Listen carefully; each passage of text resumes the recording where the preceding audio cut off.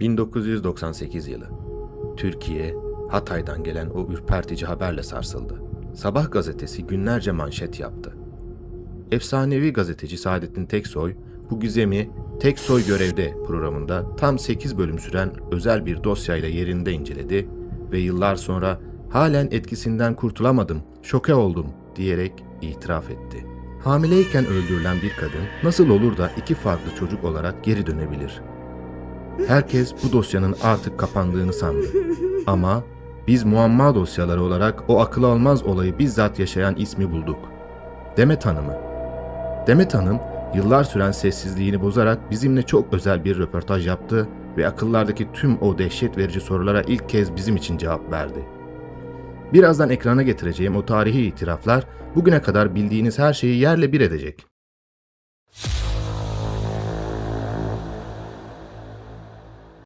Hikayemizin merkezinde Hatay'a bağlı Döver köyünde yaşayan 8 aylık hamile bir kadın var. Kocasıyla girdiği bir tartışmada hayattan koparılan bir anne. Besime Yayar. Olay kapandı sanılırken Besime Hanım'ın ölümünden sadece 11 gün sonra aynı köyde Demet adında bir kız çocuğu doğdu. Ancak o sıradan bir doğum değildi. Doğumdan hemen önce Demet'in babası rüyasında öldürülen Besime Hanım'ı görmüştü. Rüyasında ona "Nereye gidiyorsun?" diye sordu. Besime'nin cevabı çok kısaydı. "Size geliyorum." İnandırıcı gelmiyor değil mi? Ve 11 gün sonra Demet doğduğunda doktorlar ve ailesi dehşete düştü. Çünkü bebeğin boğazında cinayetin o mosmor boğulma izleri vardı ve doğuma hazırlanan bir beden gibi göğüslerinden süt geliyordu. Demet büyüdükçe kendi bedeninde olmadığını, öldürülen Besime olduğunu iddia etmeye başladı. Cinayet anını en ince ayrıntısına kadar biliyordu. Her şey net gibiydi. Besime'nin ruhu Demet'te yeniden vücut bulmuştu. Ta ki o imkansız haber gelene kadar. Antakya'dan gelen bir haber herkesi dehşete düşürdü. İpek adında 9 yaşındaki bir ilkokul öğrencisi. O da tıpkı Demet gibi geçmiş yaşamında Besime olduğunu ve çatıdan atıldığını söylüyordu. Reenkarnasyon yasalarına göre bir ruh ikiye bölünemezdi. Bu düğümü çözmek için Besime'nin yaşlı annesi Fatma teyze yüzleşmek üzere İpek'in evinin bahçesine getirildi. Ve o an İpek, Fatma teyzeye bakıp herkesin kanını donduran o soruyu sordu. "Neden mezarıma gelmedin?" Öldürülen Besime Hanım'ın annesi Fatma teyze ağlayarak "Geldim kızım," dedi. Araştırmacılar hemen araya girip kilit soruyu sordu. "Teyze, mezara gittiğinde anne karnında ölen o 8 aylık bebek için hiç dua ettin mi?" Yaşlı kadın başını salladı. "Bebek hiçbirimizin aklına gelmedi." Sır perdesi işte o anda aralandı. Ortada tek bir ruh yoktu. Demet, Besime'nin ta kendisiydi. İpek ise Besime'nin karnında ölen, hiç ismi olmamış o 8 aylık bebeğin ruhuydu. Bizler muamma dosyaları olarak sadece bu tozlu arşivlerle yetinmedik. Yıllar süren o sessizliği bozduk. Şimdi, yıllar sonra internette ilk kez bu akıl almaz olayı bizzat yaşayan ana isimle Demet Hanım'la gerçekleştirdiğimiz o çok özel röportajımızın kayıtlarını ekrana getiriyoruz.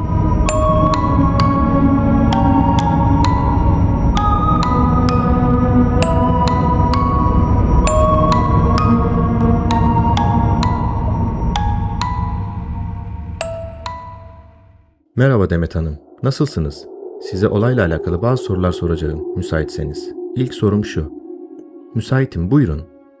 Besime Hanım'ın annesiyle sonra görüştünüz mü? Bir bağ oluşmuş muydu aranızda? Evet, görüştüm. Kendisi akrabam olur. Ayrıca duygusal bir bağ da yaşandı. Vefat edene kadar düzenli bir şekilde onu ziyarete gidiyordum. Dünyaya Besime'nin ölümünden sadece 11 gün sonra dünyaya geldiniz. Vücudunuzda herhangi bir iz, leke vesaire var mıydı? Ailemin anlattığına göre doğduğumda boynumda morluklar vardı ve de göğüslerimden süt geldiğini de söylediler. Peki olayda İpek de aynı durumdaydı. Onunla karşılaştınız mı ya da hatırlıyor musunuz İpek'i? İpek ile bir defa karşılaştım ama çok hatırlamıyorum. Besime Hanım'ın annesi Fatma teyze ile kendisi vefat edene kadar görüştüğünüzü söylediniz. Ona sarıldığınızda hissettiğiniz duygu gerçekten öz bir anne kız sevgisi miydi? Evet, aramızda özel ve güçlü bir bağ vardı. Beni de kızım diye severdi. Ben de onu her zaman çok farklı severdim. Küçük bir çocukken başka bir kadının acılarını ve anılarını taşımak çocukluğunuzu ve psikolojinizi nasıl etkiledi?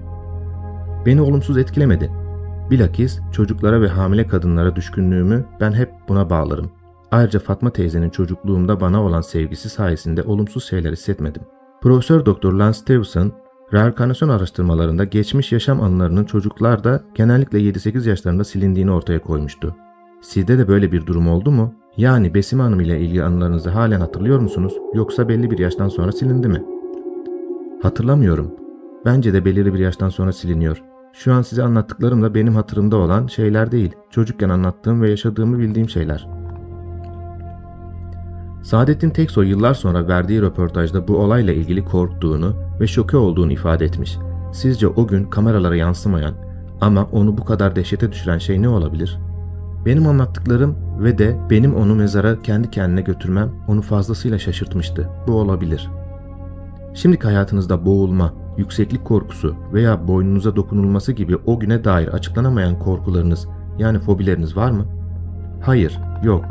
Besime Hanım'ın vefatı ile sizin doğumunuz arasındaki o 11 günlük çok kısa sürede çocukluğunuzda bu konuda rüyalar gördünüz mü? Hayır, ben görmedim. Ancak babam Besime Hanım öldükten hemen sonra rüyasında Besime Hanım'ı görüp ona nereye gittiğini sorar. Besime Hanım da size gidiyorum der. Babam da hoş gelirsin der. Siz küçükken Fatma teyzeyi ve geçmişteki o farklı hayatı anlatırken kendi öz anne ve babanız bu durumu nasıl karşılıyordu? Sizi engellemeye çalıştılar mı? Yani ailenizin ilk tepkisi nasıldı? Bu durumdan rahatsız oldular mı? Hayır, rahatsız olmadılar. Aileler de birbirini tanıdığı için hiçbir sıkıntı olmadı. Hep yanında oldular. O yıllarda Döverköy'üne gittiğinizde, o tanıdık evleri ve sokakları gördüğünüzde içinizde oraya ait olduğunuz hissi mi ağır basıyordu? Yoksa bir an önce uzaklaşma isteği mi olmuştu? Yani siz hissediyor muydunuz? Zaten küçük bir çocuk olduğum için ve yaz aylarını hep orada geçirdiğim için orayı seviyordum. Kötü şeyler hatırlamıyorum. O dönemde gazeteci ve haberciler dışında hiç bilimsel anlamda sizi ziyaret eden profesörler oldu mu? Evet, yurt dışından bir profesör gelmişti onlarla. Ancak adını hatırlamıyorum.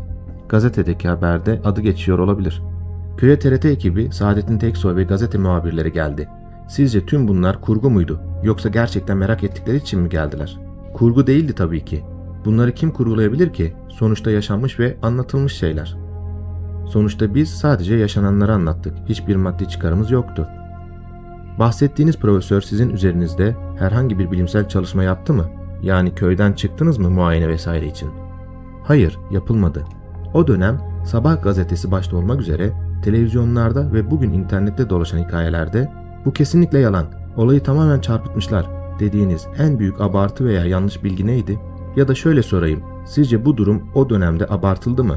İzleyici çekmek için ya da gazete tirajı için magazinleştirildi mi? Hayır, asla öyle bir şey olmadı.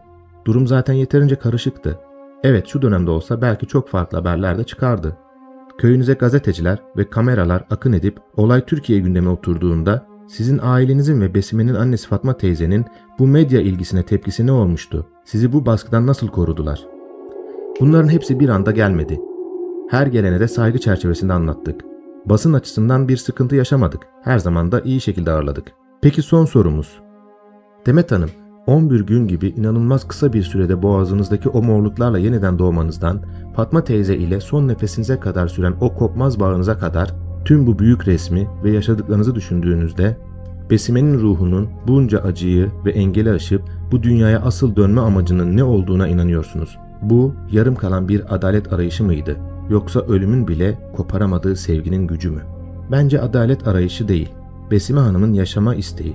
Belki karnındaki çocuğu, yani yaşama sevgisi olmalı.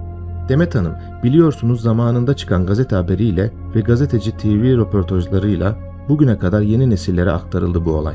Ancak internette bu yaşananların kurgu olduğunu, öyle bir olayın hiç yaşanmadığını yorumlayan insanlara son olarak söylemek istediğiniz bir şey var mı? Evet, söylemek istediğim şu. Bu olay yalan ya da kurgu değil.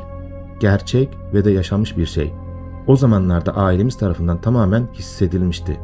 Biz kimseyi çağırmadık. Kendi içimizde bu durumu yaşadık, konuştuk. Gelenlerle de bunu paylaştık. Bu olay bize herhangi bir çıkar sağlamadı.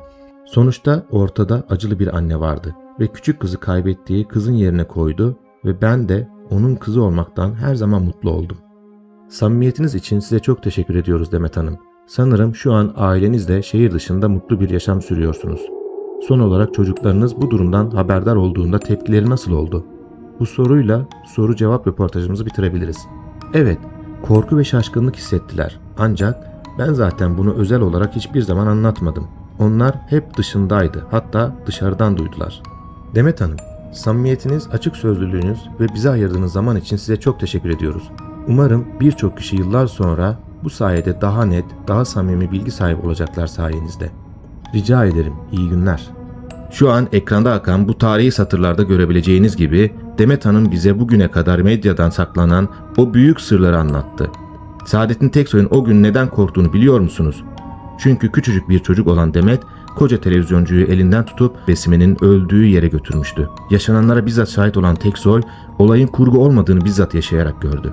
Zaten yıllar sonra yapılan bir röportajda bu olay sorulduğunda Teksoy bu olaydan şoke olduğunu ve asla unutamadığını söylemişti.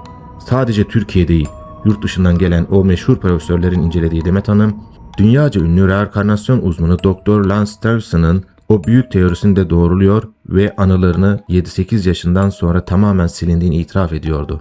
Fatma teyze aslında Demet'in babasının teyzesiydi. Yani Besime'nin ruhu rastgele bir bedene savrulmadı. Babasının rüyasında verdiği o "size geliyorum" sözünü tuttu ve kendi kanından olanların yanına acılı annesinin dizinin dibine döndü. Ve o anne son nefesini verene kadar babasının torunu olan Demet'i şefkatle "kızım" diyerek bağrına bastı. Bugün Demet Hanım o karanlık geçmişi geride bırakmış, psikolojik hiçbir yara almadan tam aksine Fatma teyzenin sevgisiyle büyümüş mutlu bir anne. Ama o mesajlaşmanın sonunda kurduğu tek bir cümle aslında ruhundaki o izin hiç silinmediğini kanıtlıyor. Ben hala hamile kadınları ve çocukları çok severim. Şimdi durup düşünelim. Bu akıl almaz döngü, yarım kalan anneliğini yaşamak ve kendi evine dönebilmek için doğa kanunlarını bile hiçe sayan bir kadının sadece 11 günde tamamladığı bir adalet arayışı mıydı? Yoksa evrenin yavrusuna son bir kez "kızım" diyebilmesi için açtığı gizli bir kapı mıydı? O şok edici itiraflar ışığında bu felsefi vakayla ilgili tüm teorilerinizi yorumlarda mutlaka okumak istiyorum. Gerçeğin o karanlık yüzünü aydınlatmaya devam etmemiz için videoyu beğenmeyi ve muamma dosyalarına abone olmayı unutmayın. Şimdilik hoşça kalın.